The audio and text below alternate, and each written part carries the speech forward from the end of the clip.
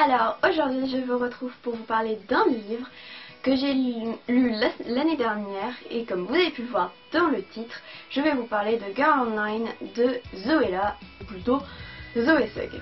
Il est sorti l'année dernière, donc en 2015. Le synopsis, c'est tout simplement qu'en Angleterre, à notre époque, Penny écrit un blog sur le pseudonyme de Girl Online, ce qui explique le titre du bouquin. Et donc du coup, peu de personnes sont au courant de ça à part ses amis. Et Penny, quelqu'un de très timide et de très introverti. Et en voyage à New York avec sa famille, elle rencontre le beau, le grand Noah. Encore un Noah. Donc elle rencontre Noah qui est un guitariste et elle en tombe complètement amoureuse. Et Noah a un secret et son secret est dangereux pour celui de Penny. Voilà. Au revoir.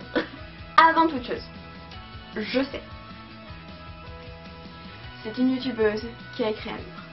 Sauf que déjà Zoella, je crois que c'est une des premières à avoir lancé la chose. Je suis fan d'elle depuis 2012 et donc c'est une sorte de soutien que je voulais apporter à Zoella. Bon, en 2012 elle avait 300 000 abonnés à peu près quand je me suis abonnée à elle, donc voilà. Et je sais, il y a eu toute la polémique par rapport au fait qu'elle ait utilisé un nègre. Donc un nègre, qu'est-ce que c'est? C'est que c'est quelqu'un à côté qui lui a en fait écrit le bouquin. Je sais pas comment vous pensez de ça. Je sais pas. Je n'ai pas d'avis. Moi, ce que je veux dire, c'est que le bouquin avait l'air sympa. Je pense que, alors certes, oui, c'est parce que c'était Zoella. Oui, c'était parce que c'était Zoella, mais voilà. Et moi, j'avais envie de la soutenir du peu que je pouvais.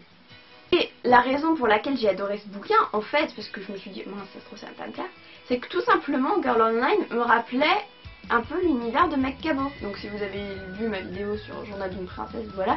Franchement, j'avais l'impression de relire un peu différemment Meg Cabot, enfin le Journal d'une princesse, parce que c'est du young adulte, donc c'est vraiment pour adolescents, quoi. Mais voilà, donc moi j'ai accroché à l'histoire. Franchement, ça aurait pas été Zoella, ça aurait été une autre personne, j'aurais adoré le bouquin. Donc voilà, donc c'était... Je savais pas trop, je me suis doutée que...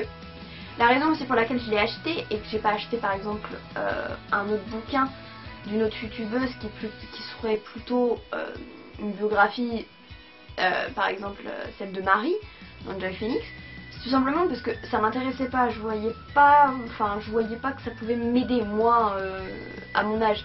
Alors que là c'est un roman, c'est voilà, moi j'adore les romans, donc un roman de plus, un roman de moins, voilà. Ah, donc pourquoi j'aime ce bouquin, comme je l'ai dit, l'histoire est vachement prenante. Je l'ai fini en 2 jours le bouquin.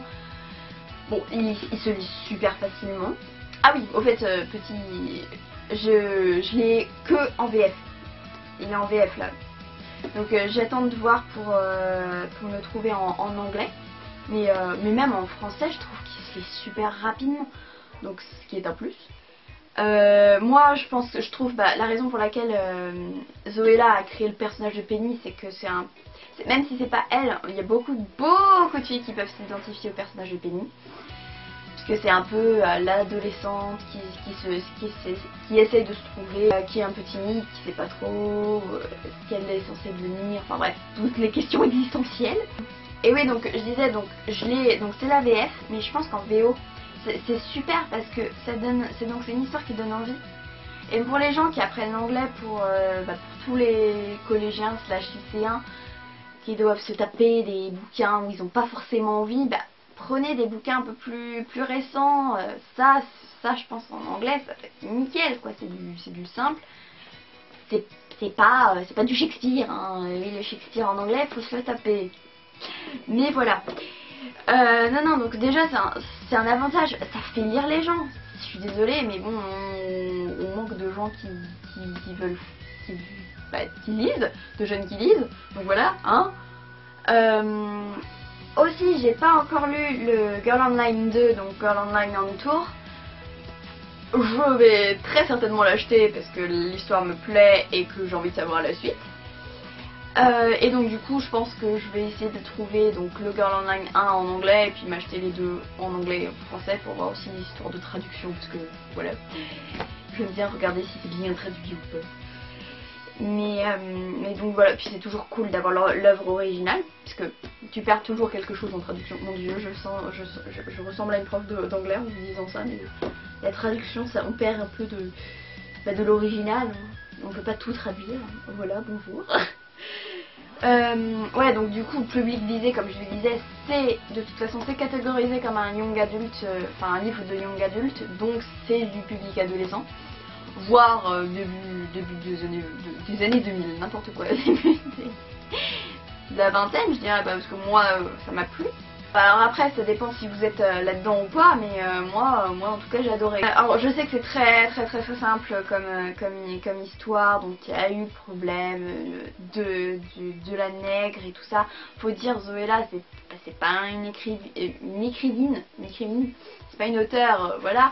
Elle avait envie d'écrire un livre, elle l'a réussi, et franchement moi je trouve ça super classe de se dire que punaise elle a réussi elle a son nom sur un livre quoi, enfin voilà, c'est super classe et elle le mérite. Et donc voilà, moi j'ai envie de dire, moi je dirais pas non plus avoir mon nom sur un livre quoi, enfin sur un roman. Donc moi je vais pas lui cracher dessus, surtout que moi je trouve que c'est bien écrit. C'est pas du Dickens, c'est pas du, voilà, mais ça fait du bien et puis c'est super simple à lire. Donc voilà, donc je ne sais pas si vous aussi vous l'avez lu, si vous en aviez entendu parler, si vous avez envie de le lire, si je vous ai encore plus donné envie de le lire, si j'ai pas envie de ou l'inverse. Dites-moi ça dans les commentaires, et si jamais vous l'avez lu, et dites-moi ça, ce que vous en avez pensé. Voilà, et bah voilà pour la vidéo. Bah moi je vous retrouve pour une prochaine. Salut!